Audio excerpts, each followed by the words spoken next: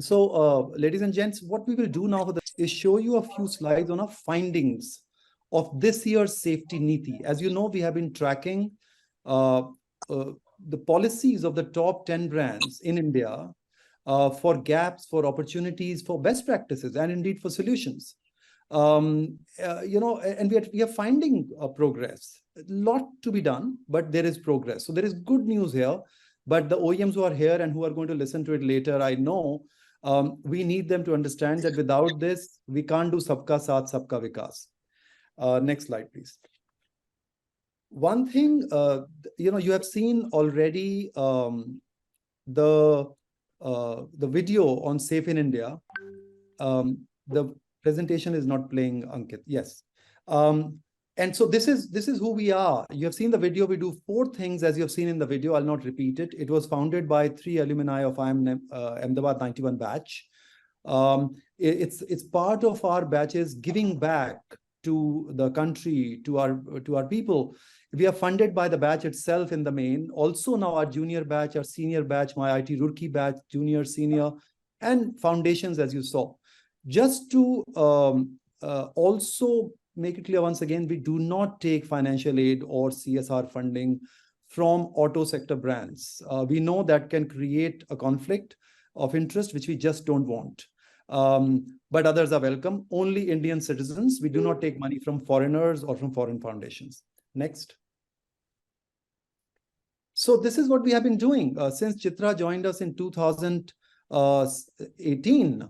Chitra and the team have been coming out with these annual reports. So we have 2 series of reports. There is Crushed and there is Safety Niti. Crushed is a bottom-up evidence of on-the-ground accidents happening in auto sector supply chain.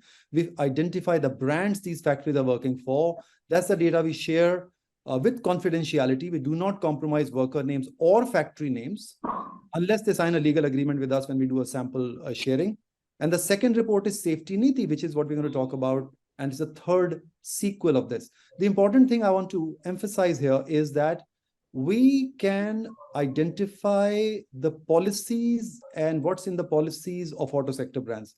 It's very difficult for us to identify and evaluate their implementation. And as you all know, there is a gap between paper and actions. But policies are important. It's a starting point, and we are delighted that a number of brands are progressing.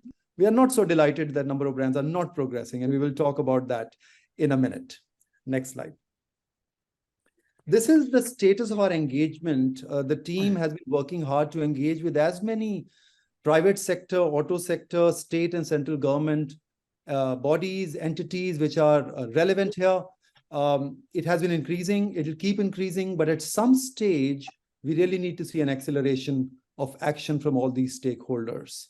The start is good, but a long way to go. And I just want to say that whereas Bajaj, Honda, Maruti Suzuki, Tata, Hero, Hyundai, and Eicher have been engaging, a bit mixed, they are different.